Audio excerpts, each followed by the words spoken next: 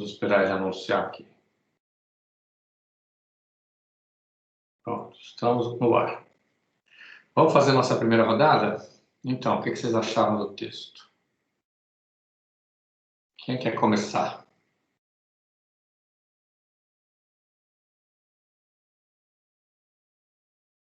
Bom, já que vocês preferem assim, vou começar pelo Arthur. Vou aqui pela lista alfabética. Arthur. Professor, então, aqui a gente está falando do ensaio da dádiva, né? Só para ter certeza que da última vez deu meio ruim, né? Mas tá, ensaio da dádiva, né? Beleza. Então, eu achei muito legal, e eu fiquei feliz porque o moço escreve bem, né? Normalmente, muitos desses clássicos normalmente escreve que nem a cara deles, né? Parece que não tem nem vontade que a gente entenda, mas ele dá para entender bem o bicho.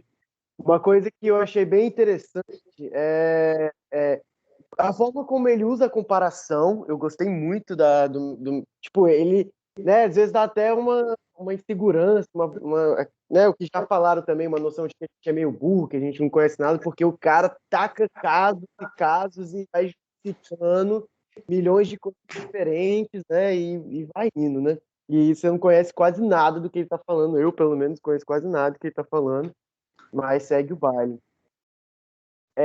O que eu achei fundamental para gente, para entender, né, a questão do dom, é a questão do sistema de prestações totais, né? Então, quais são as dimensões possíveis disso, né? Então, por exemplo, a questão, né, por exemplo, entre clãs, né, entre grupos de clãs, por exemplo, entre tribos, comunidades e tal, famílias, né? Mas em que ordem que a gente vai estar falando do dom, né? Então tem o dom entre clãs, mas será que individualmente, será que dentro de uma família, por exemplo, não passa um processo parecido, né? Entre uma família, entre os indivíduos de uma família, os indivíduos de uma sociedade, né? Os indivíduos de uma pequena comunidade, né? Em que nível que acontece isso? O que é esse sistema de prestação total? E como é que a gente pode analisar ele em vários contextos diferentes, né? Eu acho que é uma coisa do curso que a gente vai levando, né? E eu acho que é isso, na verdade, a questão do contrato e da obrigatoriedade, isso eu achei muito interessante, tipo, o quão obrigatório isso é, né? Então, aquela coisa que quando você vai para campo, você vê que cada pessoa lida de uma forma diferente com essa tal obrigatoriedade, né? Eu acho interessante isso também. E é isso, acho que é um pouco isso. Legal. Bruna, e você, Bruna?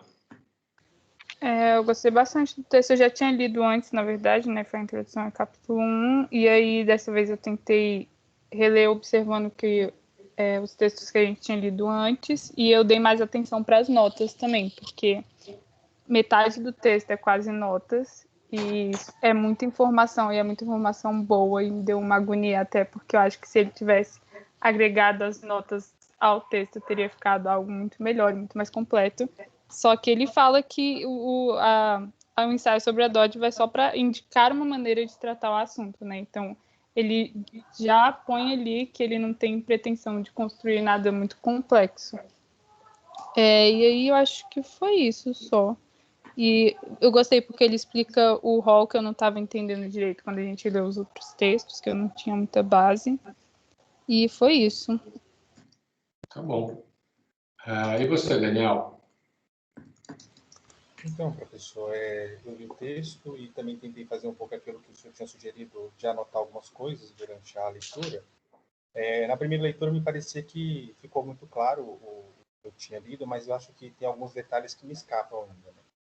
Um deles, que eu estava pensando, e depois o senhor pode talvez trazer isso, ele fala muito dessa questão de prestação,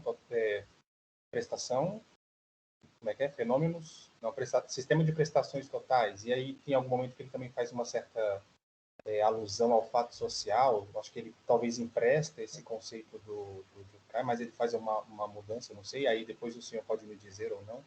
o que ele quer dizer de fato com essa de fato social total, fatos ou prestações totais. Uma coisa que eu percebi, e isso a gente, pelo menos, foi tratado no texto que fala sobre ele, dos comentários sobre ele, que é a questão da área de onde ele vem, que ele vem do direito, né? E aí me parece que em algum momento também ele faz uma abordagem sobre essa questão do direito, trazendo a ideia de contrato que o Arthur falou, né? Então, talvez eu queria ver com o senhor o que esse desdobramento quer, para onde ele vai, qual é a contribuição que ele traz para o conhecimento da antropologia. Também queria, se possível, se o senhor puder falar também a questão do Hall, que me parece também ser um ponto importante para essa teoria da dádiva, né? Eu acho que talvez conhecer essa palavra, esse conceito, talvez possa fazer valer bastante o conhecimento. E eu fiz algumas perguntas, e o que também eu queria perguntar para o senhor, que ele fala qual é a relevância para a antropologia, no caso, quando o Moser ele sugere que o Potlatch, que é o que ele usa como modelo do sistema de prestações totais, e as trocas, o que ele... Desculpa, eu estou lendo aqui o que eu anotei. A antropologia, quando ele sugere que o Potlatch e as trocas que ele observa em outras sociedades são formas intermediárias de transações mercantis. Me parece que ele está tentando dialogar com alguma teoria econômica, eu tive essa impressão, né? Que talvez ela vá no sentido contrário de uma visão um pouco utilitarista ou mais individualista da troca. Me parece que ele quer trazer uma perspectiva mais coletiva, né? Que ela não é meramente utilitária, mas ela tem uma outra conotação, ela engloba outros fatores. Então, assim, de maneira geral foi isso. A leitura, como sempre, ela é uma leitura muito boa. E aí a gente vai descascando à medida que a aula for progredindo. Mas é aparentemente isso, professor. Legal. João, e você?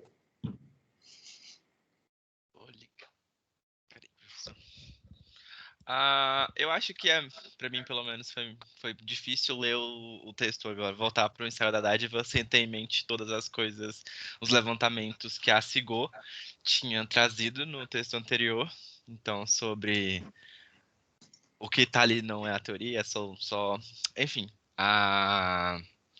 o estudo local do Moss. Mas eu achei muito interessante porque, em diversas partes, ele pode não se propor uma teoria geral da dádiva. Mas em diversas partes ele menciona isso tem um caráter etnográfico local. Porém, se alguém vier aqui te estudar mais um pouquinho, rola de fazer uma teoria geral, hein? Ele sempre indica assim, várias partes do texto sobre como aquele tópico ali poderia ser desenvolvido em uma teoria mais abrangente para além do local onde ele estuda.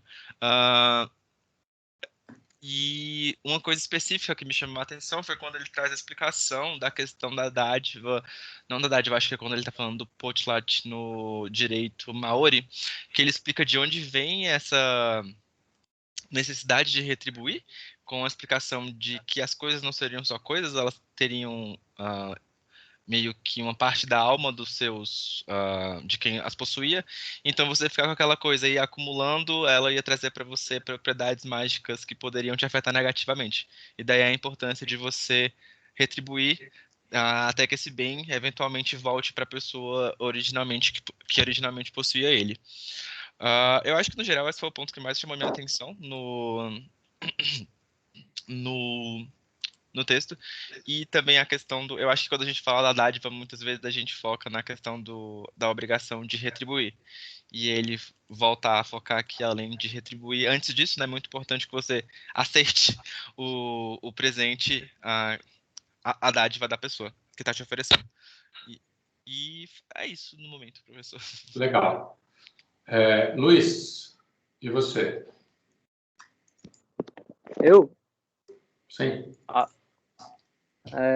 Acho que o que eu mais gosto na dádiva, no ensaio sobre a dádiva, é que ela é uma espécie de teoria sobre a alienação mesmo. Que meio que ele indica no Potlatch, que é basicamente uma concorrência outra, que não é pautada pelo modelo liberal, capitalista mesmo, de maximização dos bens, e que tem aquela propriedade alienada dos sujeitos mesmo, que são meio que tem uma certa independência que incide sobre sua própria seu próprio ato, assim. Meio que a reciprocidade do Potlatch, da dádiva, ela é uma controlabilidade direta das trocas, da efetivação das relações. que seriam os sentidos próprios que os sujeitos procuram estabelecer suas próprias relações e controlar diretamente a distribuição de bens, afetividades, tudo diluído em uma instituição que não, diferente da dialética, da tradição dialética hegeliana mesmo, da síntese e tudo mais, que coordena a atividade humana, o sentido da dádiva seria uma participação direta e não alienada, assim.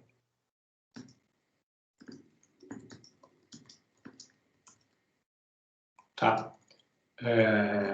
Obrigado pelos seus comentários. Luiz, vamos... Miguel, e você, Miguel? Não tive a chance de reler o texto, mas eu tenho aqui minhas notas que eu fiz quando eu li da primeira vez, e eu estou relendo elas aqui. E o que eu achei interessante no capítulo 1 é que ele define a ideia de sistema de prestações totais, ele define muitas coisas. Esse é um dos conceitos que ele define o Potlet como uma forma de sistema de prestação total, que ele diz que é uma forma evoluída, né, que é feita por tribos mais ricas, que passam o seu inverno em uma festa perpétua, banquetes, feiras, mercados, etc. Deixa eu ver o que mais. Eu acho que uma coisa que ele falou do Potlet que é interessante é que ele tem duas características, assim, que ela está ligada à usura e que ela é sumptuária também, ela está ligada ao luxo.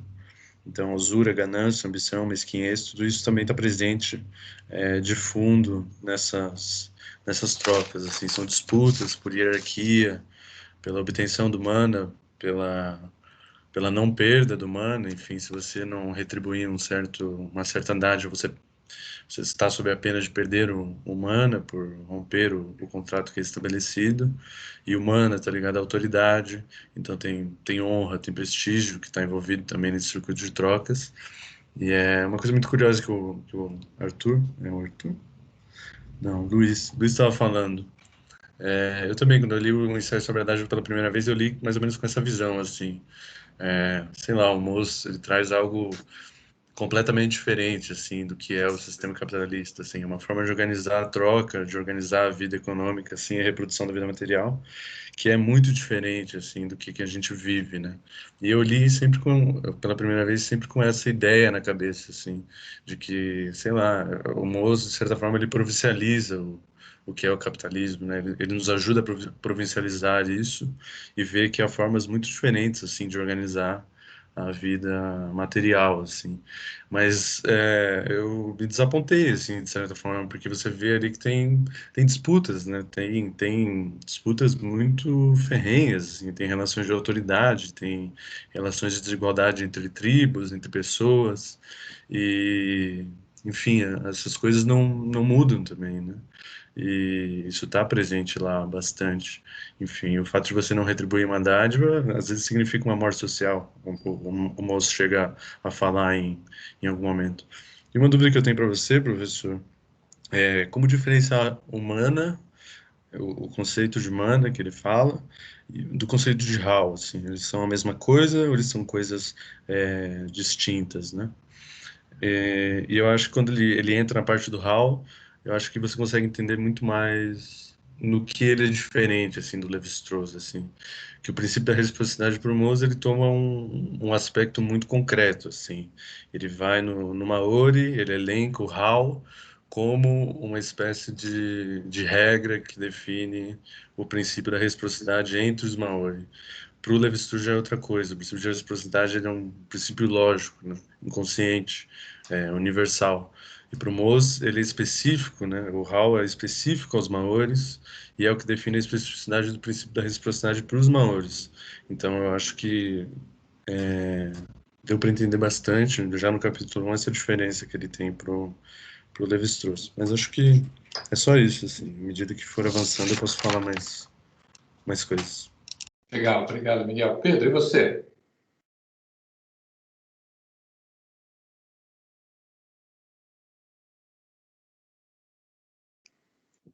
Desculpa, qual era a pergunta? Seus comentários iniciais.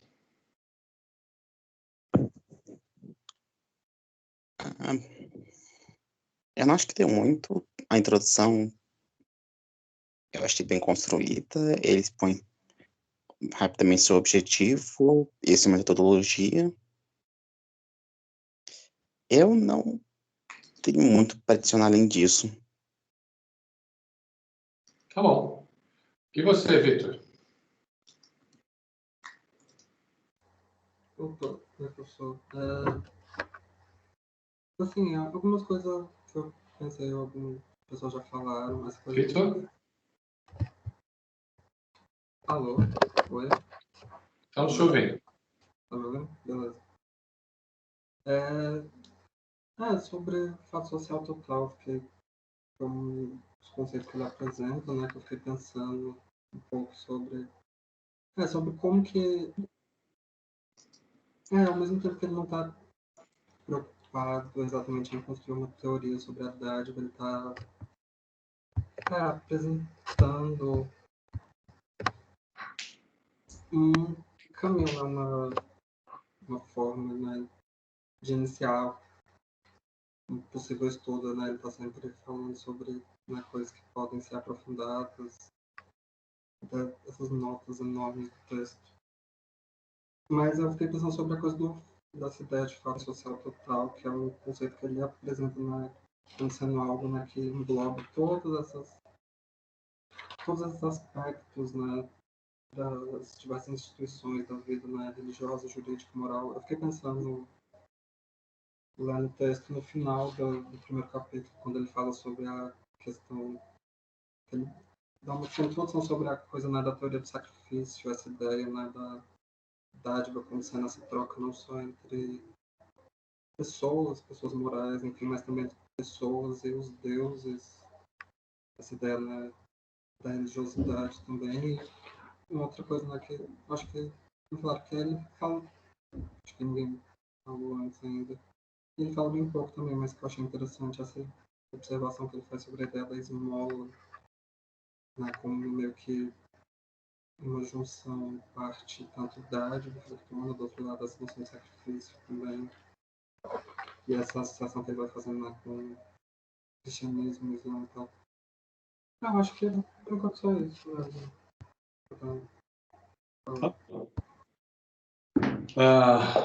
Tem muita coisa para discutir no ensaio sobre a dádiva, e eu, na verdade, nem sei se a gente consegue sair da introdução hoje. Mas vamos tentar.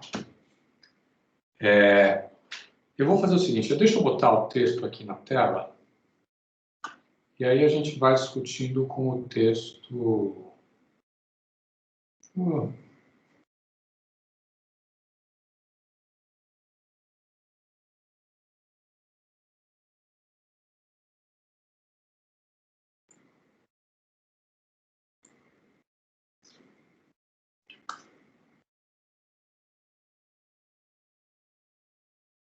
Estamos aqui, portanto. Estão vendo o ensaio sobre a dádiva? Sim. Uhum. Okay. Vamos lá. Tá aqui, página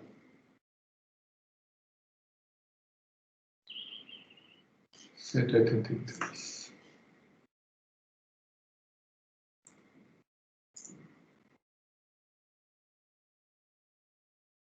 Olha, eu acho interessante, quando a gente lê o texto do Rousseau, a gente tem várias impressões, né? Vocês até mencionaram algumas, muito corretamente, diga-se de passagem. Alguém mencionou, vamos ver quem foi, a questão do concreto, né? Como o Mauss, o concreto ele é importante no que o Mauss está falando. E, de fato, esse texto, ele é eivado de questões muito teóricas, algumas questões quase filosóficas, mas todas elas são discutidas a partir do concreto. O que faz com que o texto, às vezes, seja difícil de ser, vamos dizer assim, decifrado para aquele que não é um antropólogo.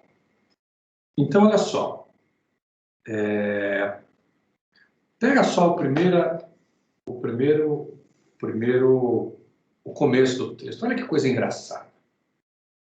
Ele começa um texto com as estrofes de um poema escandinavo. Eu não sei qual seria...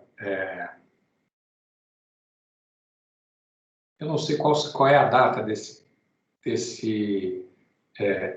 poema, mas certamente ela é bem anterior aos de onde escreve o Mons, né? Que é de 1920 alguma coisa.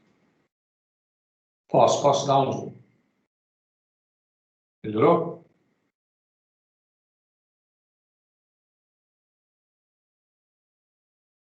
Acho que não mudou nada para mim. Não mudou a coisa? Põe aí. Então você consegue pegar com o mesmo texto. É o mesmo texto que Sim. Então, só botar assim. Olha só. Vamos ler esse parágrafo, esse poema. Quem lê para mim, por favor? Olha, detalhe. Ele é uma tradução de um poema escandinavo para o francês que foi traduzido que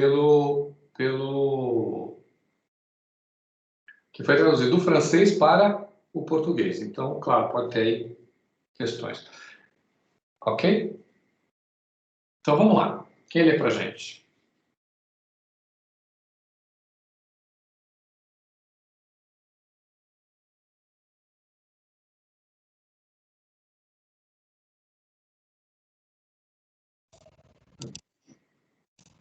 Eu posso ler, professor. Então, vamos. Vou ler aqui. Jamais encontrei homem tão generoso e tão pródigo em alimentar seus hóspedes, que receber não fosse recebido, nem homem tão de seu bem, que receber em troca lhe fosse desagradável. Tá. Vamos ler tudo, depois a gente volta para analisar o poema. Com armas e vestimentas, os amigos devem se obsequiar. Cada um o sabe por si mesmo, por sua própria experiência. Os que se dão mutuamente presentes são amigos por mais tempo, se as coisas conseguem se encaminhar bem. Deve-se ser um amigo para seu amigo e retribuir presente por presente. Deve-se ter riso por riso e fraude por mentira. Sabes isto se tens um amigo, em quem confias e se queres obter um bom resultado. Convém misturar tua alma dele e trocar presentes e visitá-lo com frequência. Mas se tens um outro, de quem desconfias, e se queres chegar a um bom resultado, convém dizer-lhes belas palavras, mas ter pensamentos falsos, e retribuir fraude por mentira. É assim com aquele em que não confias, e de quem suspeitas os sentimentos. Convém sorrir-lhe. Mas falar contra a vontade. Os presentes dados devem ser semelhantes aos presentes recebidos. Os homens generosos e valorosos têm a melhor vida, não sentem temor algum, mas um poltrão tem medo de tudo. O avarento sempre teme os presentes. Karen nos assinala também a estrofe 145. Mais vale não rezar, pedir, do que sacrificar demais aos deuses. Um presente dado espera sempre um presente de volta. Mais vale não levar oferenda do que gastar demais com ela. E aí? O que a gente entende desse... O que vocês entenderam desse poema? Isso é uma coisa que a gente passa geralmente bem batido, né? Não sei de vocês, mas comigo, todas as vezes que eu apresentei esse texto, eu não me lembro de nenhuma que a pessoa tenha parado assim nesse poema, nessa epígrafe. E aí? O que você achou, Victor? O texto está falando, o poema fala basicamente sobre essa ideia, né, da reciprocidade, né? Não só da reciprocidade, mas também quando ele fala que, né, retribuir presente por presente deve-se ter riso por riso, fraude por mentira. Basicamente é o poema todo, né, falando sobre como, né, que essa troca de presentes, né, presentes que se dão mutuamente, como que isso é bom, né, para manter a amizade, né? Se os que se dão mutuamente presentes são amigos por mais tempo, se as coisas conseguem se encaminhar bem. Mas também não só quando se trata, sei lá, de um contexto de amizade, né? Retribuir fraude por mentira e tal. Mas nada da reciprocidade dos presentes, né? Ok. E você, Daniel? Professor, eu sou daqueles também que não me detive tanto sobre poema na leitura. Acabei passando mais rápido por essa parte. Mas, se eu entendi bem, ou pelo menos compreendi mais ou menos, é um texto que fala muito sobre essa questão do presente e da troca, né? Eu acho que um elemento muito recorrente nas estrofes é a presença da palavra presença, essa necessidade de você retribuir esse presente dado, né? De você realizar essa espécie de troca, né? Mas eu acho que é basicamente isso. Eu estou aqui olhando as demais estrofes, mas, sim, de maneira geral, dessa primeira leitura seria mais ou menos essa minha percepção sobre o poema. Ok, e você, Bruna, o que você achou? Eu, como você falou, passei batido mesmo pelo poema. Eu tentei prestar poema não é muito meu forte, né? Eu tentei prestar atenção um pouco nas notas e eu acho que é aquela questão do concreto, porque, assim, para mim é como se ele estivesse mostrando uma prova de que existem outras comunidades onde a questão da dádiva está presente. Ok. Tá bom. Alguém tem mais alguma sugestão? Alguém quer mais fazer algum comentário sobre o poema? Miguel?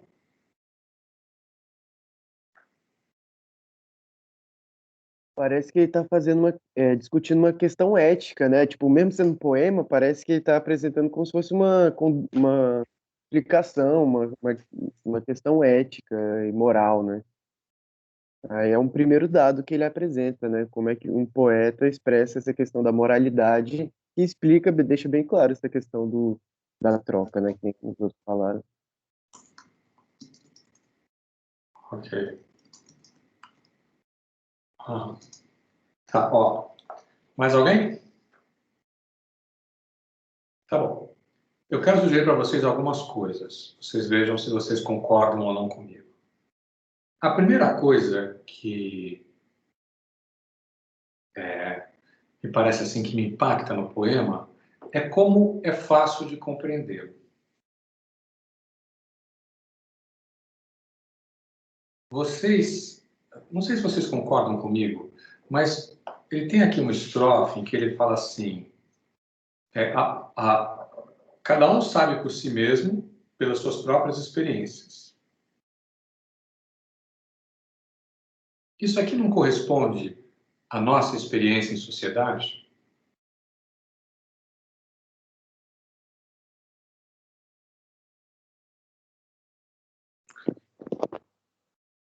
Digam. Acho que se relaciona um pouco com meio que uma paridade entre a reprodução social e a circulação dos dons. E a forma como o Ávaro, ele impossibilita essa reprodução social por meio que conter o corte dessa circulação de afetos e distribuição de objetos mesmo. Objetos e afetos, que não se desassociam.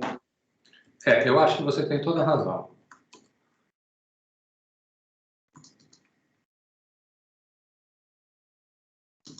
Ou seja, olha só, os objetos, eles têm um sentido muito além das suas características físicas.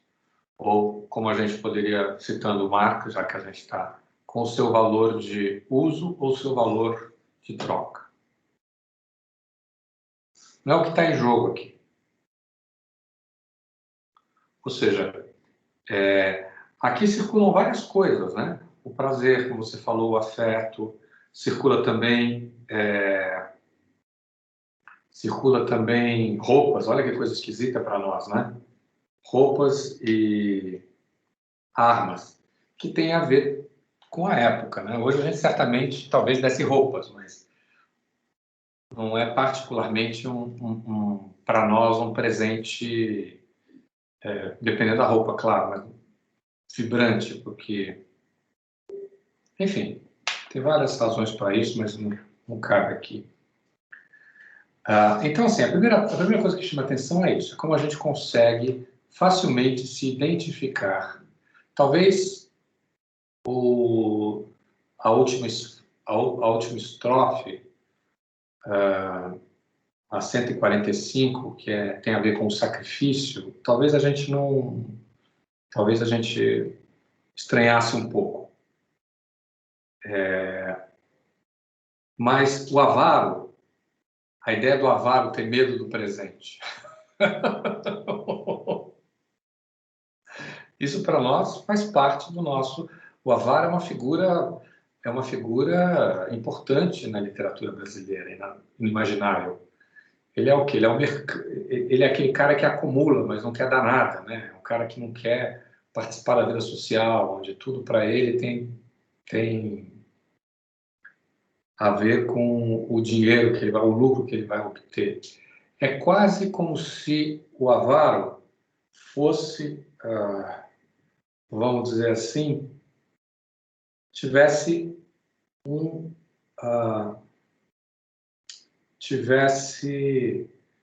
medo das relações. Outra coisa que me chama a atenção no poema é como que está tudo aberto à ação humana.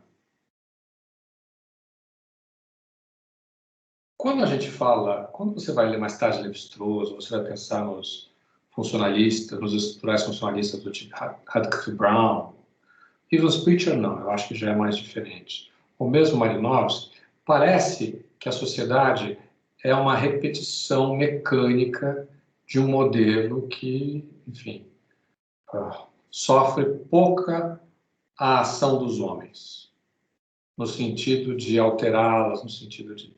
E é quase como se os interesses dessas pessoas tivessem submetidos a esse mecanismo de funcionamento que funciona como uma pressão, né? Durkheim ele fala de solidariedade. Não, pera, já me perdi. Miguel, você quer falar alguma coisa? Eu achei isso muito interessante também porque, assim, tu pensa em Malinowski, estrutural funcionalismo, etc. Malinowski foi alguém que fez campo, né? O Mozart, ele basicamente está pegando dados aí. Ou seja, alguém que está vendo tão de longe, assim, tem uma propensão ao formalismo, a sistematizar e etc. Mas o Mozart, ele faz exatamente o contrário. É igual você falou, em todo momento tem ações humanas aí.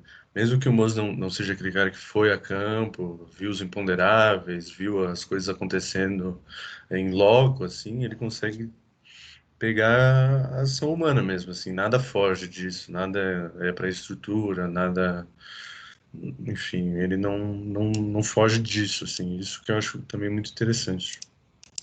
Ele está toda hora ligando as coisas, fazendo relações entre as coisas.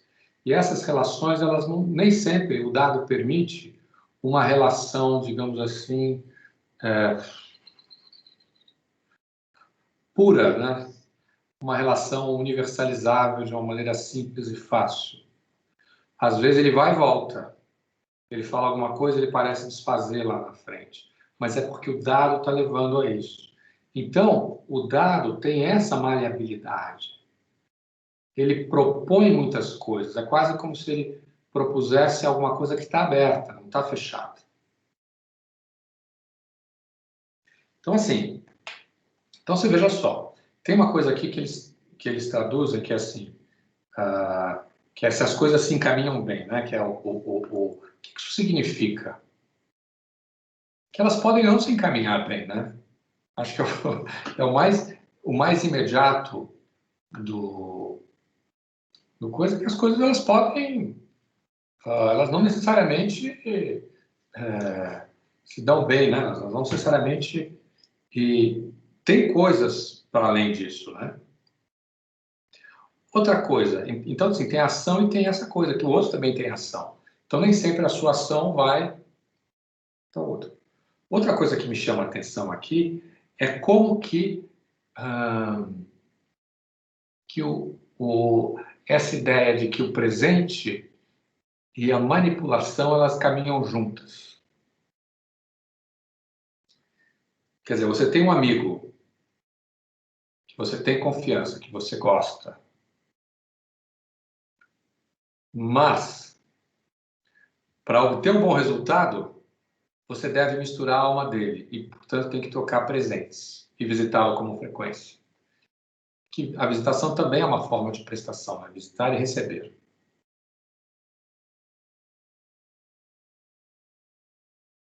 Então, essa ideia. Depois, o caráter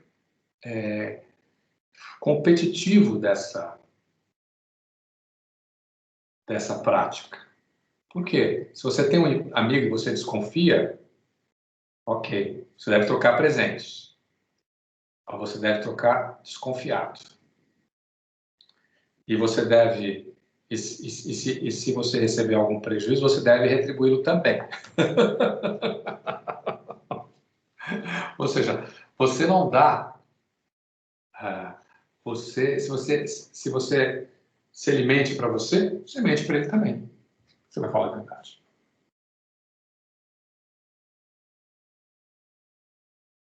E mais duas coisas que me chamam a atenção. A primeira, como começa o poema. A ideia de que mesmo o homem generoso, ele recebe. Não existe homem ou pessoa que esteja para além de um presente. Ou, utilizando uma frase que não tem nada a ver, mas tem a ver, mas é de um outro contexto completamente, como diria a ACM, ninguém resiste a um carinho continuado. Mas o que me chama a atenção nessa coisa é que existe, se ele é generoso, pródigo e alimenta seus hóspedes, o que me parece aqui é que existe uma assimetria social.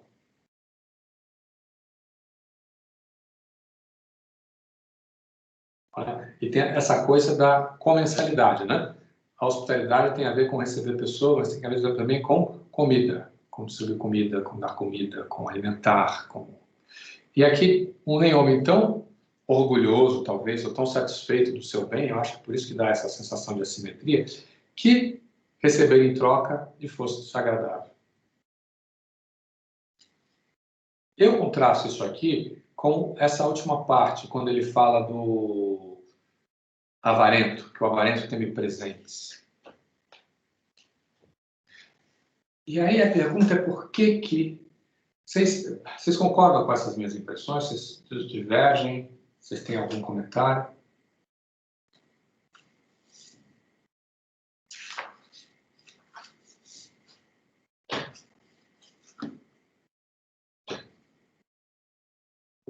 Professor, eu achei muito interessante o comentário que todo mundo já fez até agora, todos são muito interessantes. Eu acho que seria melhor comentar mais para frente. Mas quando você falou, achei interessante essa questão da troca como manutenção das relações sociais, né? Como se fosse uma parte constitutiva, né?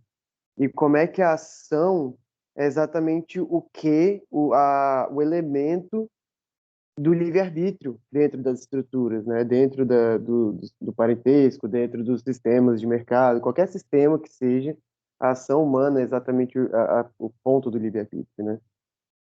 E como é que isso pode ajudar numa leitura, numa perturbação dessa simetria social, talvez que ela traga um equilíbrio, né? Ou uma perturbação do equilíbrio. Uhum. A troca é uma forma de ação sobre o outro. A gente está acostumado na nossa mentalidade ocidental, a ideia da generosidade e a ideia do interesse são diametralmente opostos. E opostas, polares e, eu diria, complementares. Em que sentido? Não existe nada que não seja ou interesse ou desinteresse. É como se elas recobrissem todas as possibilidades possíveis. E mais, a ideia de interesse, ela contamina. Algo só pode ser desinteressado se não houver interesse. Se houver algum tipo de interesse, ela já se torna interessada e, portanto, ela não é desinteressada.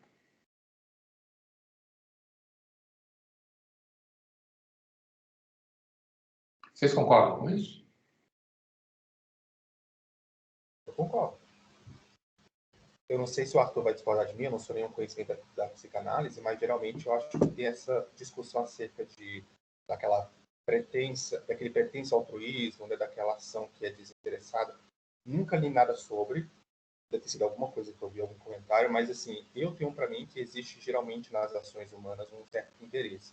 Pode parecer que em algum momento seja negativo ou algo que não seja tão orgulhoso de se falar, mas me parece, de maneira bem simplória, o meu comentário.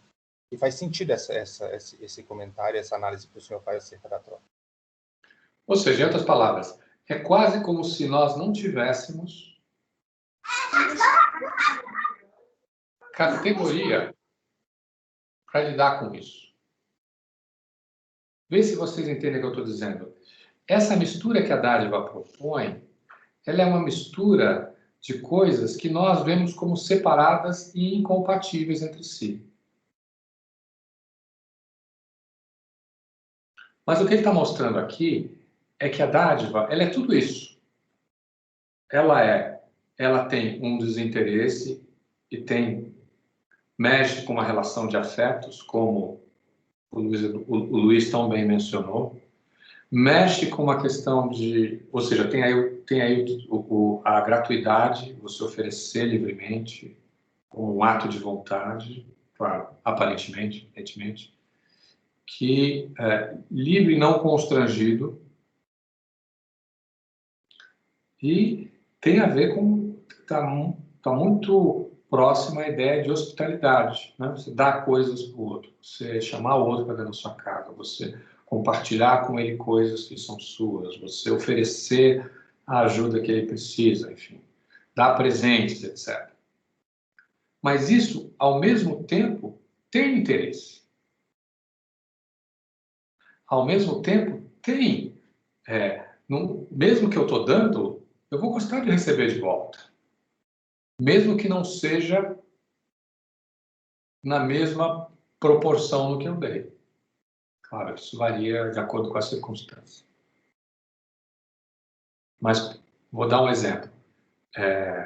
Eu sou generoso, eu sou uma pessoa, eu sou esse cara aqui do primeiro parágrafo, por exemplo. Primeira estrofe, né? Ok. É bom ser reconhecido, não é? Pela sua generosidade. É claro, é bom ser reconhecido por aquilo que você fez, por aquilo que você deu, por aquilo que você...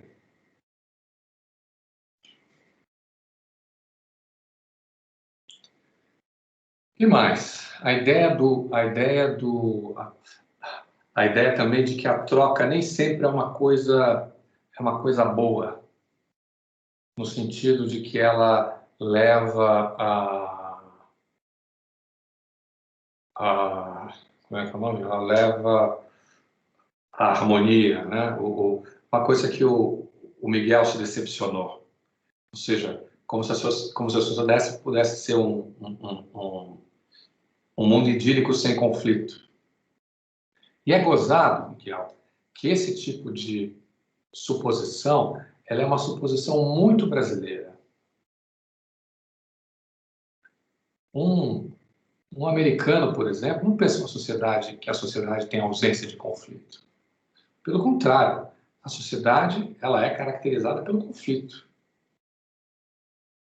dentro do conflito tem coisas que a gente tem os amigos, tem, mas a minha vida é conflito o tempo todo. É competição, eu tenho competição com o outro. Eu tenho competição contra o outro, né? Eu sei que eu preciso ser melhor que o outro, eu preciso conseguir mais coisas que o outro, eu preciso culpar coisas que o outro não culpa, etc. Aqui você tem uma competição também, mas não é uma competição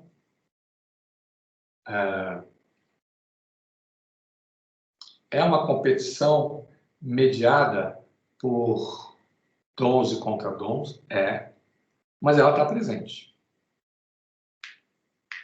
E está presente também aqui a agressividade, violência. Se eu recebo uma mentira, eu vou dar uma mentira de volta. Eu não vou. Se ele me dá riso, tudo bem, eu também rio. Mas se ele me dá outra coisa, eu também faço isso por ele. E essa ideia de misturar, né? Como as coisas estão misturadas, às vezes você não sai. Bom, passando da estrofe, e aí tem duas coisas que são presentes aqui. Que estão presentes, que ele está... Primeiro, ele vai falar da teoria dos contratos. Por que isso?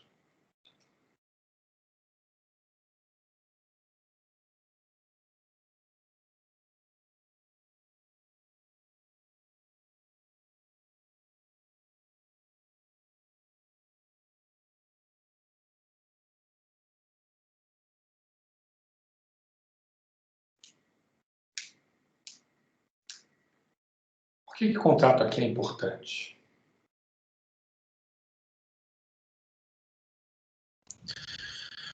Eu Porque ele acho estabelece que regra. O contrato é um elemento que faz toda a roda girar, né? É o contrato. É o Arthur que está falando, né? Então, Arthur, vai você. Depois o Miguel, depois o Luiz Eduardo.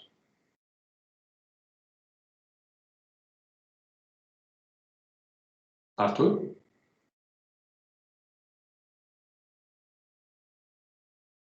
Algo aconteceu com o Arthur. Então, vamos lá, Miguel. Depois o Arthur.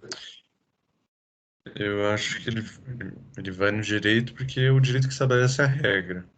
Eu acho que ele faz uma pergunta aqui, logo na segunda página, assim.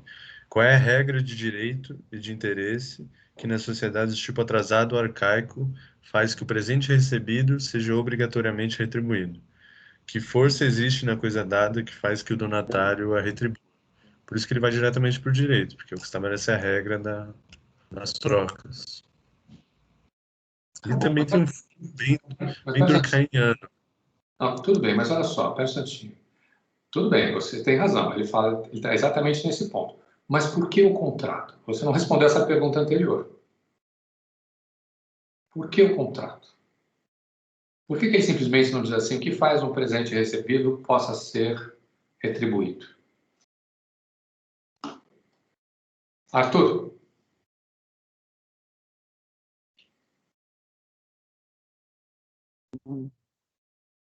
Oi, estão me ouvindo? Sim. Então, o que eu estava pensando, eu perdi o que falaram depois que eu caí, mas o que eu penso é que, tipo assim, é porque o contrato é exatamente o que traz esse sentimento de obrigatoriedade de devolução, né? De participar, de contribuir nesse circuito que você está apresentando, né? Então, de certa forma, é exatamente esse contrato que vai trazer a compreensão do que cada pessoa está se relacionando nesse sistema, né? Ok. É isso que eu pensei. Tudo bem. É uma boa coisa. A gente vai voltar a isso. Luiz Eduardo.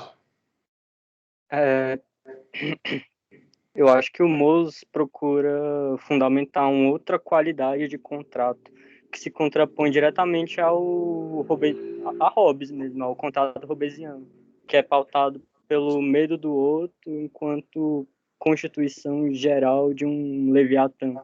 O contrato para Mose seria de uma pessoalidade maior, em que estabelece um contato que não admite uma mediação.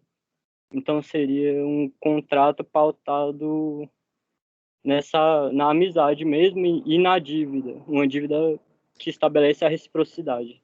A reciprocidade seria a dívida. Ó, interessantíssimas observações de vocês. Alguém quer falar? João? Eu acho que talvez, professor, na minha interpretação também caiba a questão de como o Moss fala que a dádiva e as trocas, elas não são feitas entre pessoas. Pessoas de modo individualmente falando, e sim sobre pessoas coletivas. Então, acho que nesse sentido o contrato faria mais sentido quando ele coloca que quando essas coletividades estão trocando coisas, são alianças, na verdade, que estão explícitas e em jogo ali nessa troca. Ok, você tem razão.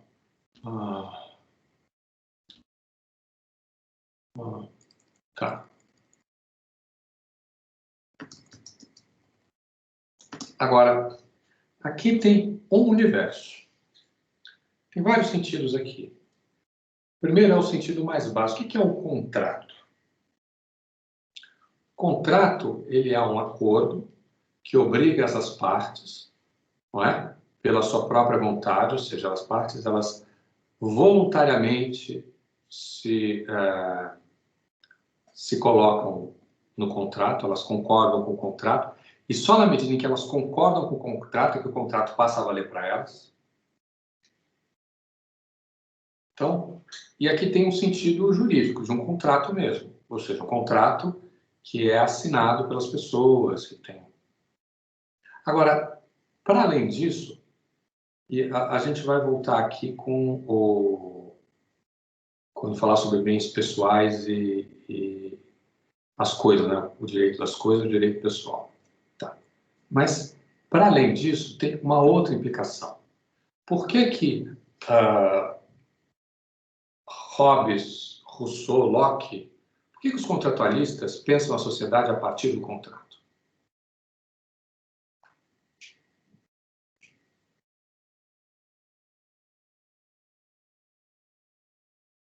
Seria a passagem do estado de natureza ao estado cultural, né? De aquisição de uma organização racional. Assim. Sim, mas olha só, o contrato, o estado de natureza, ela é uma ficção. Todo mundo sabe. Hobbes sabia, Locke sabia, Rousseau sabia, Kant sabia.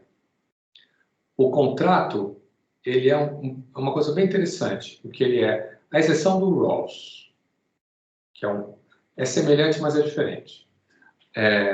O que não significa nada, né? É diferente, pronto. Como é que esses contratualistas pensam? Eles raciocinar é somar e diminuir. Então, vamos pegar Hobbes e Rousseau, tá bom? Que são talvez os mais importantes aqui. Luiz Eduardo acertou na mosca, só que errou o personagem. Muito mais Rousseau do que Hobbes. Quem é que...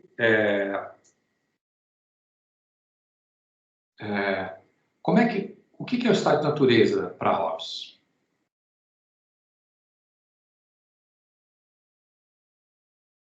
É aquele antagonismo, né?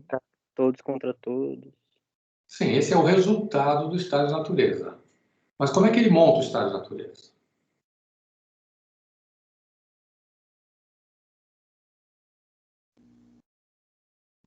Por imposição do desejo, né? Como é que é? Como é que é, Arthur? Por imposição do desejo, né? Então, quem tem mais capacidade de completar seu desejo, sua vontade, tem maior capacidade de conseguir o que quer. Sim, você está me descrevendo o que é o estado de natureza para Hobbes. Mas você não está me dizendo como ele chegou nesse estado de natureza. Lembra que eu falei para vocês que pensar é somar e diminuir?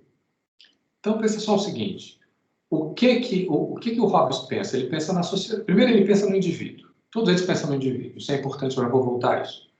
Em segundo lugar, ele pensa num estado de sociedade e na sociedade como ele vê, e ele retira alguma coisa dessa sociedade. No caso do Hobbes, o que ele retira? A sujeição política. Ele retira o soberano. E na medida em que ele retira o soberano, o que acontece? O homem vira o lobo do homem, porque cada um quer satisfazer o seu próprio interesse, não tem a resistência do soberano para estabelecer limites das vontades individuais, e aí vira o caos, né? Bom, e Rousseau? O que o Rousseau tira?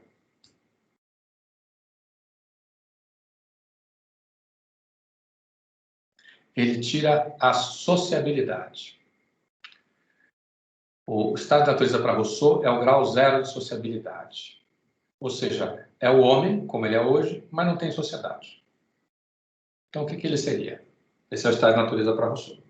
Então, o que eu quero dizer com isso? São estados hipotéticos,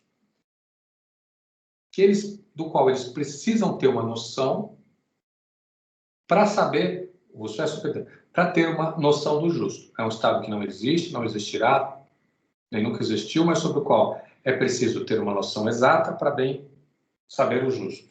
Esse é o... Eu parafraseei, mas a tradução é mais ou menos essa. Ok. Então, veja bem. O que essas pessoas fazem? Elas fazem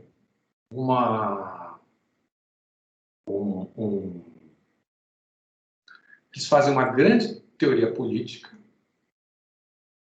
a partir de um raciocínio hipotético, pensando no estado de natureza. É claro que, para Rousseau, por exemplo, esse estado de natureza ele está espelhado lá no Bom Selvagem americano, né? no nativo. O que o Mosel está fazendo aqui? Ele está reintroduzindo a sociedade. Ele está falando o seguinte, olha, eu não vou procurar um grau zero, eu não vou tirar nada da nossa sociedade. Eu vou procurar isso numa sociedade que não é a nossa. Numa sociedade que ela é densa, ela existe, ela tem a sua concretude, ele reintroduz o homem total. E a partir do homem total eu vou pensar a questão do contrato. E na medida em que eu estou pensando a questão do contrato, eu estou discutindo com todo mundo. Eu estou discutindo, num certo sentido, no que faz a sociedade possível. Mas o Luiz Eduardo citou o Hobbes, mas para Rousseau, o contrato social, ele é o quê? Ele é uma expressão da moralidade social. Por quê? Porque o Kant dizia que o Rousseau era o Galileu da moral, porque ele descobriu que o que era o moral, né? O moral era você não fazer ao outro o que você não queria que fizesse sobre si mesmo. Era a identificação que você tem com o outro. E nessa identificação que você tem com o outro, você vai tratar o outro como eu. Ali está o fundamento da moralidade, porque você não vai fazer no outro algo que você não faria a você mesmo. Então você está tratando o outro como você se trata. Isso, para Rousseau, está onde? Está na piedade no estado de natureza, que é quando o homem tem piedade ao ver o outro sofrer. E repara, ou seja, a piedade, então, é o princípio de identificação com esse outro. E repara o seguinte, é uma revolução o tempo de Rousseau, porque ele está dizendo que não existe... A piedade funda a sociedade, mas você não tem o quê? Você não tem Cristo, você não tem Deus, você não tem religião católica para fundar a piedade. Como princípio de... Então, é o princípio da piedade, da moralidade que está na piedade, que depois vai ser reeditado lá vai ser reeditado lá na vontade geral, não é? Que é o quê? É procurar o substrato comum a todas as vontades. Que é o quê? Que é a sua vontade também, aquilo que lhe pertence e pertence aos outros. Então, portanto, olha só que coisa interessante para você dá tudo para a coletividade, mas como está todo mundo dando para a coletividade também, você está recebendo de volta também. Tem aí um princípio semelhante semelhante. E tem um detalhe aqui, que é um detalhe é o seguinte, que é esse que ele cita aqui, pelas suas próprias experiências. Isso é super importante. Por quê? Porque o mecanismo da dádiva que o Moe está sugerindo, que funda a ideia de contrato, e, portanto, está dialogando com tudo isso, e está dialogando também com Marx, né? Como o Luiz Eduardo bem apontou, e o Miguel depois, só que de uma outra maneira completamente diferente. Ele está falando assim, ó, tem uma sociedade real por detrás disso. A sociedade real cria mecanismos reais, a gente precisa ter esses mecanismos reais.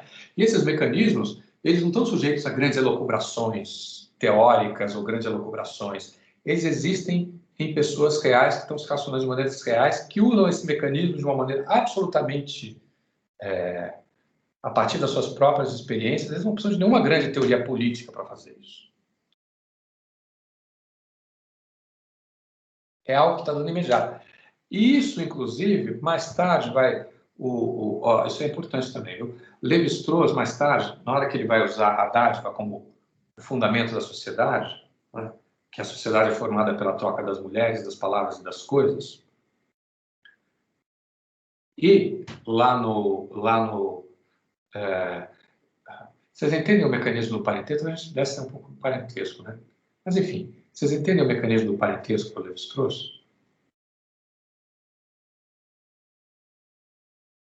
Não? Eu vou falar brevemente, depois se vocês quiserem eu recupero, tá? A ideia é a seguinte, o que funda a sociedade? O que funda a sociedade, ele vai dizer, é o tabu do incesto. E por tabu do incesto, ele não está entendendo uma coisa psicanalítica do complexo de Édipo, que você não pode, enfim, ter amores pela mãe porque você compete com o pai, etc. Bom, o que é o compacto? É o fato de que em toda a sociedade algumas mulheres são interditas. Ou seja, eu não posso me casar com, vamos dizer assim, eu não posso, como é que eu posso? Algumas mulheres são interditas para mim.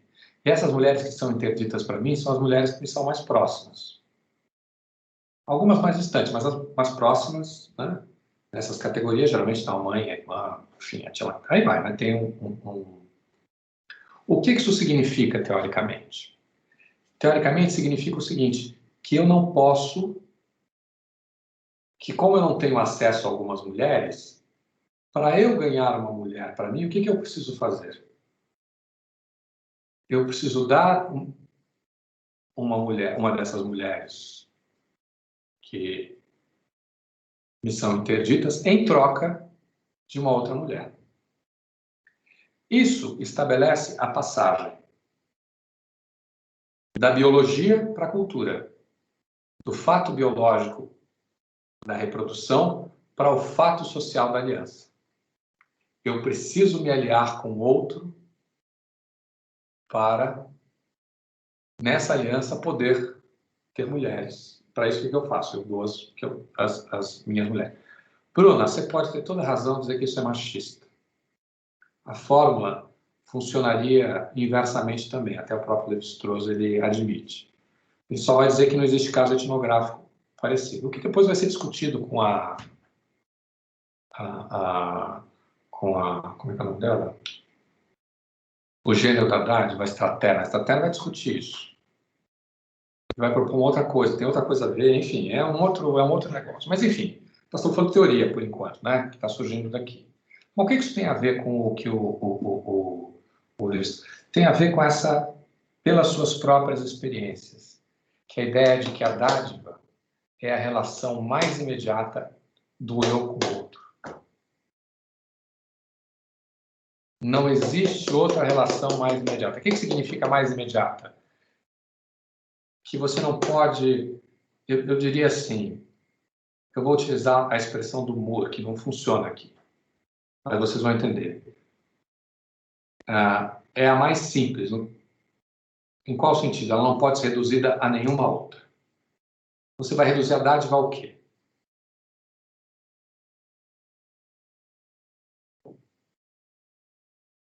Você pode reduzir, por exemplo, o funcionamento do mercado ao dinheiro, você pode tentar reduzir aos interesses, você pode tentar reduzir a outras coisas, mas não a dádiva.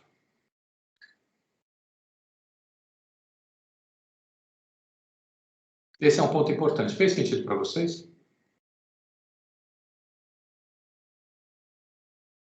Fez sentido, Luiz?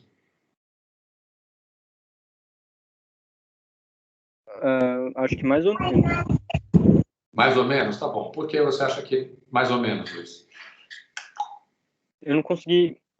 Acho que eu não consegui entender a relação. Não, eu entendi. A norma, a troca. Eu consegui fazer umas ligações, mas. A Como passagem eu vago. do fato biológico da reprodução não tem a ver com regra social. Ele é universalizável, certo? O fato, a aliança, por outro lado, ela é específica a cada cultura, o tipo de aliança que você vai... Então, o que é o tabu do incesto? O que ele faz a passagem? Ele faz a passagem da biologia para a regra.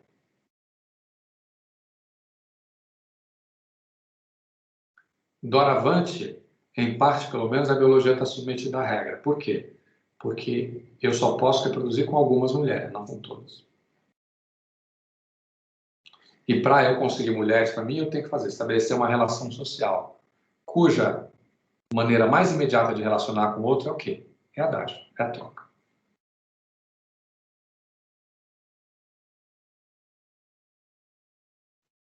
Nesse caso, as mulheres seriam o objeto? Não, elas não são objetos, elas são mulheres. Mas elas são trocadas. Olha, parte, vamos dizer assim, parte das sociedades, a dominação tem relação com a dominação das mulheres. Eu estou pensando em coisas muito específicas. Por exemplo, vamos supor que você tem um grupo hoje, que seja um grupo que seja uma minoria. Ok? A reprodução do grupo depende fundamentalmente das mulheres do grupo.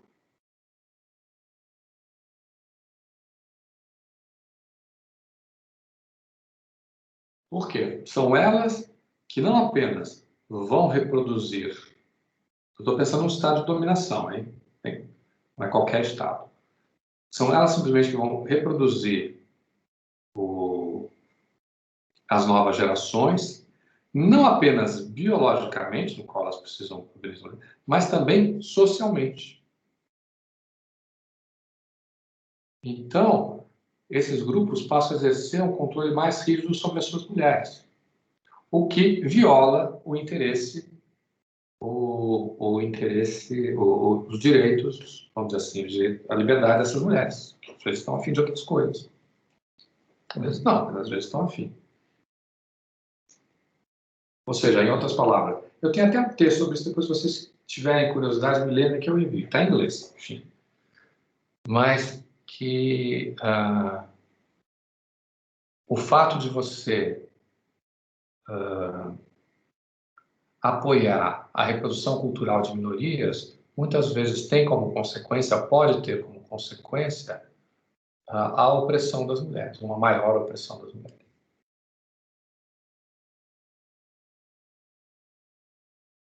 Tudo bem, Bruna? Tudo bem, professor. Eu fiquei pensando aqui um pouco. Eu acho que no final as mulheres acabam sim sendo mercadoria. Tipo, por mais que fique, não, elas não são, mas no final das contas elas acabam sendo mercadoria. Não, porque mercadoria é uma maneira muito moderna de falar sobre isso. E aí você está reduzindo relações sociais muito complexas. Aí. Mas, assim, de fato, mulheres, elas são objetificadas na nossa cultura, né? Tem casos de mulheres que são vendidas, tem casos de... as mulheres têm o seu corpo objetificado, os homens também, né? Mas as mulheres estão no centro disso. Porque... enfim, eu fiquei pensando aqui porque também elas são tratadas quase como um capital, ainda mais da forma que você colocou de... essas mulheres são usadas pela reprodução e para a criação dos filhos. E aí ela é como um investimento, porque você vai ter filhos e os seus filhos vão ser cuidados por alguém, entendeu? É horrível, né? Mas... enfim, essa foi a sensação que eu tive. Enfim. Mas você concorda com isso? Não, eu não concordo com isso. É só Não. a sensação que eu tive da forma que foi Não é isso colocado. que eu perguntei. Não é se você concorda que isso é bom, mas se você concorda que esse é um fenômeno que a gente encontra na sociedade. É isso. Sim, eu concordo que esse seja um fenômeno que a gente encontra na sociedade. Tá bom, olha, o Vitor quer falar, mas o Arthur tinha levantado a mão primeiro. Arthur?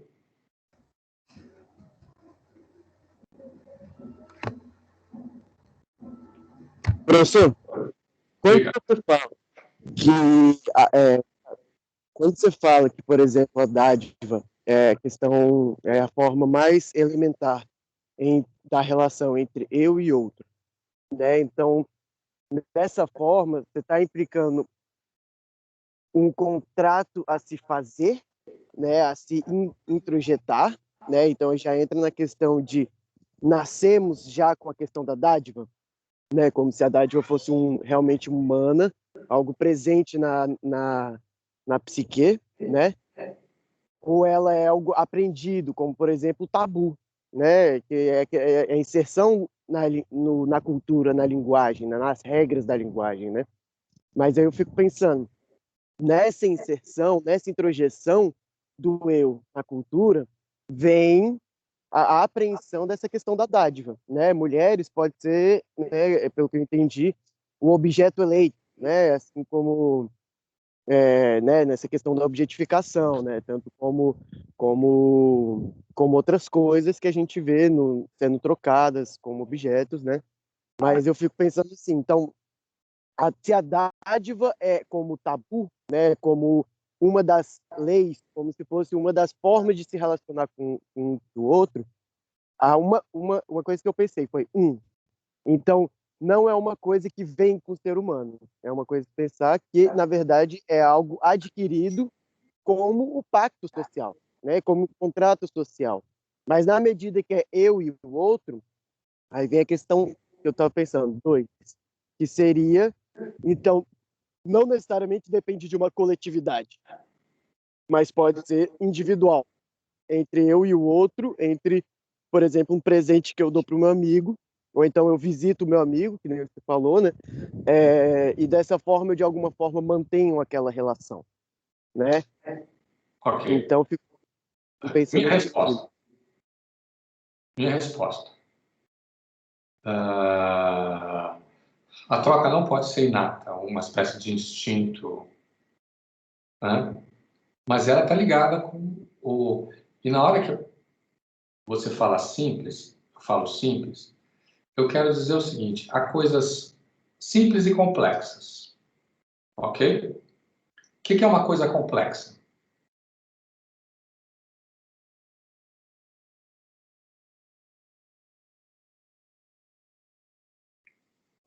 Uma coisa com várias variáveis, né? Eu imagino.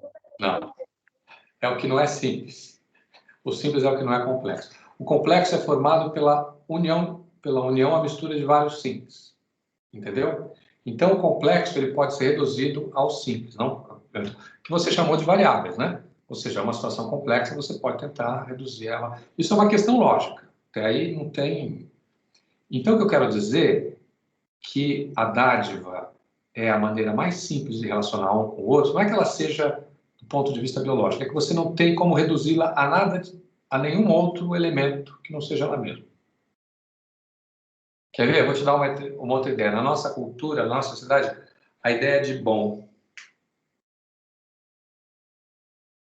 Ao que você vai induzir a ideia de bom? Como você me explica a ideia de bom?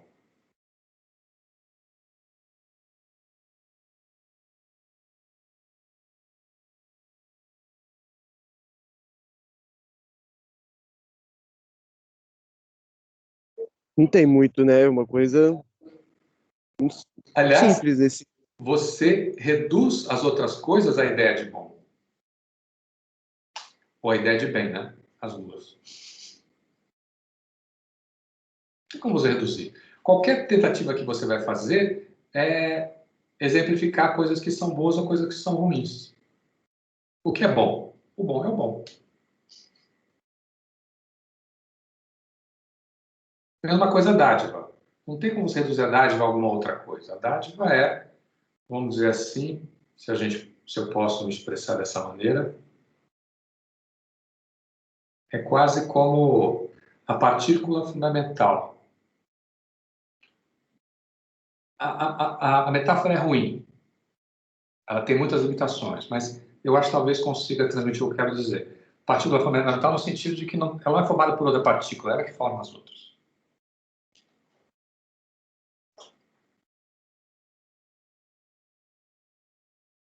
Tudo bem? Bom, vamos que... Gente, já estamos... Nós mal saímos do... Vamos... Eu espero que vocês tenham muita coisa para pensar. Mas o que vocês querem fazer? Vamos falar... Temos mais 7 minutos. O que vocês querem fazer? Vocês querem adiantar mais um pouquinho ou vocês já querem... Vocês já querem...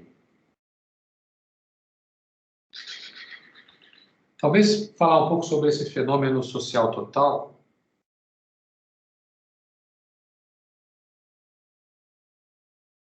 Melhor não, né? Deixemos isso para a próxima aula. Vamos fazer uma última rodada de comentários, então. Que vocês querem dizer alguma coisa?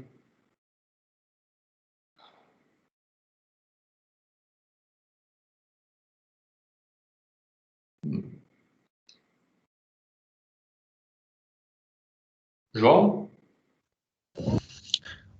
Um ponto, professor, que eu queria trazer, que eu não tenho certeza se eu entendi completamente, foi sobre quando o Mouse fala sobre a esmola.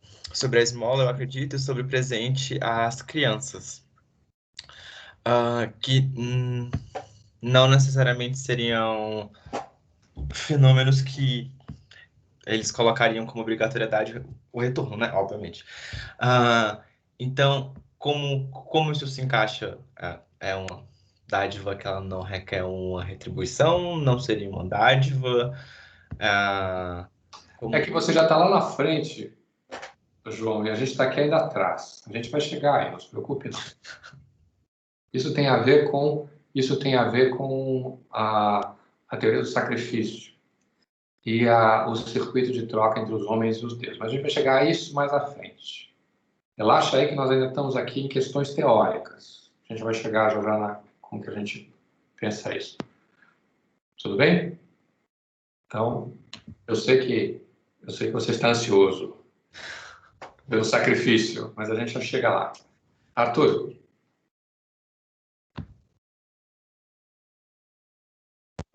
Então, eu entendi essa questão do simples, achei que ficou claro agora, mas uma coisa que eu tá, né, que continuou ainda, né, é a questão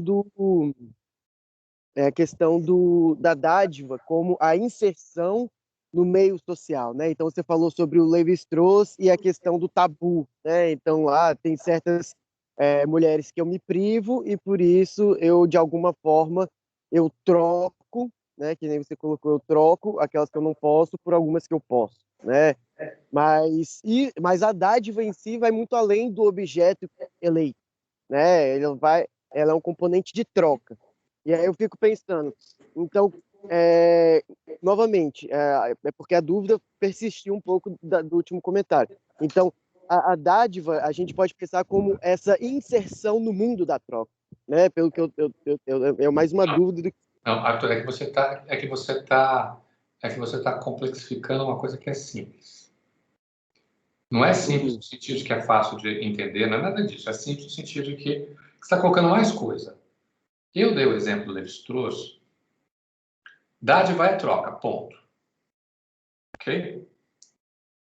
Então, é isso.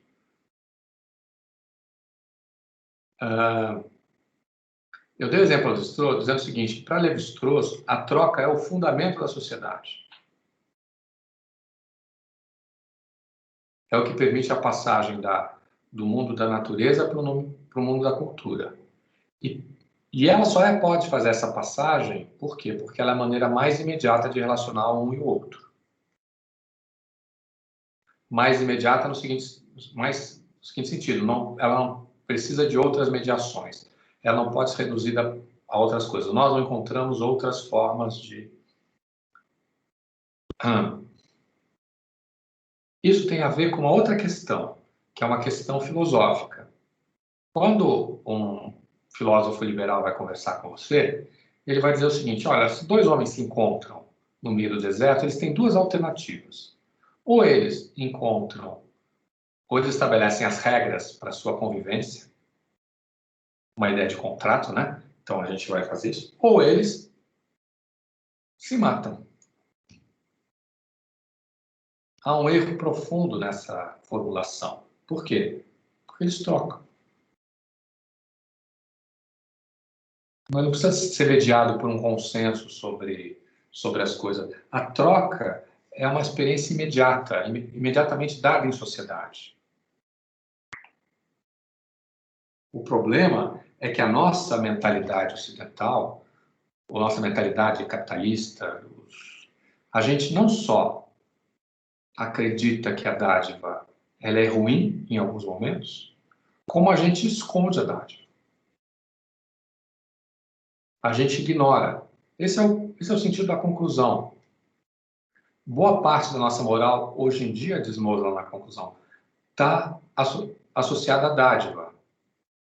Mas a gente não vê. É claro que quando ele está falando isso, ele está falando do começo do século.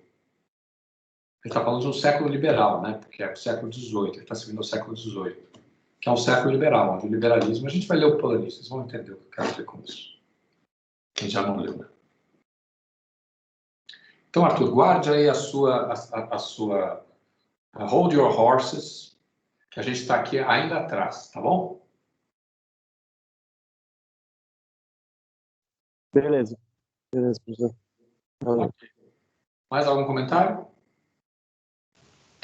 Professor, quando você falou da questão da generosidade, eu fiquei, né, que na nossa sociedade, se a generosidade é você não tem a intenção de receber nada em troca. Isso está ligado com a questão do cristianismo, porque o Moser ele fala isso também quando ele fala de esmola, né? Que a esmola seria uma outra tradução para justiça, quase.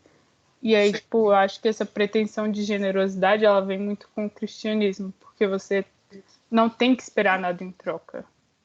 Pois é, mas a esmola não é uma criação puramente cristã, né? Ela também é muçulmana, tem vários lugares que está presente a ideia da esmola. O ponto que o moço está fazendo não é ligação direta com o cristianismo, porque para ele, como para o cristianismo, é uma religião que está muito distante dessas outras sociedades, dessas outras religiões também. A sociedade é que elas têm, elas não são católicas. Elas são outras tradições, elas representam uma alteridade muito forte ao O que ele está mostrando é como muitas das ideias cristãs estão associadas à dádiva. É o inverso. Você poderia até dizer que elas derivam da dádiva, mas aí não no sentido de evolução, mas no sentido de uma derivação. A ideia vem de algum lugar. De onde ela vem? Entendi. Tá bom, obrigado. Tá bom? Então tá bem, meus caros. Vamos encerrando então por hoje? Na próxima aula, a gente vai tentar chegar até o final da... O Miguel estava com a mão levantada, professor. Hã? Desculpa. Arthur, você queria falar, Arthur?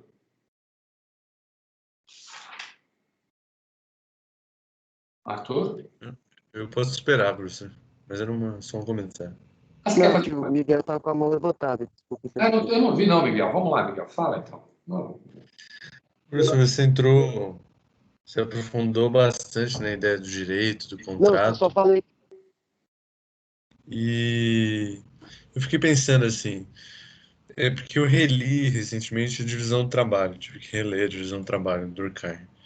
E lá ele faz justamente isso, assim, ele toma o direito como um índice da moral. E aí, quando você entrou em Rousseau, eu conectei tudo, assim, porque Rousseau fala muito sobre moralidade como o fundamento da sociabilidade. Durkheim lê muito Rousseau, né? Dedica um livro ao Rousseau como uma espécie de precursor da sociologia. E um dos primeiros trabalhos do Durkheim, Divisão do Trabalho, ele está fazendo justamente isso. A moral através da análise do direito e o qual direito corresponde a uma determinada moral. E aí o Mose, ele, no comecinho, ele faz exatamente isso também. Qual é a regra de direito que corresponde a uma moral, enfim, que corresponde a uma troca, a uma regra de troca específica, assim. E aí, não sei, você nunca citou o Durkheim como talvez uma origem, assim. Para mim é claro, assim, ele Tá. claramente se inspira nisso, assim. Isso era a continuação. Mas eu vou lhe dizer muito simples, só para você ficar com a pulga na orelha, tá bom? Porque o Mose, ele explode o Durkheim.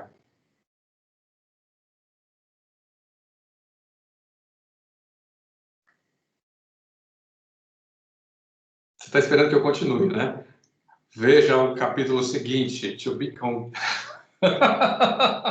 a continuação, tá bom? Guarda aí, anota aí, depois você me... Amanhã, na terça-feira, você me cobra. Tudo bem? Então, gente, olha, eu espero que isso tenha dado coisas a pensar para você, tá bom? Para vocês, tá bom? Deem para a próxima aula, por favor, uma realização na introdução, se vocês tiverem tempo. Tá bom? E faça esse exercício minucioso, depois do que a gente discutiu, sobre o que ele está dizendo aqui. Vocês vão ver aqui que tem um universo muito grande de coisas a serem discutidas. Tá bem? Então, gente, obrigado a todos. Vou encerrar a gravação, professor. Vou Tchau, encerrar a tchau. gravação. Pronto, ó. Parou.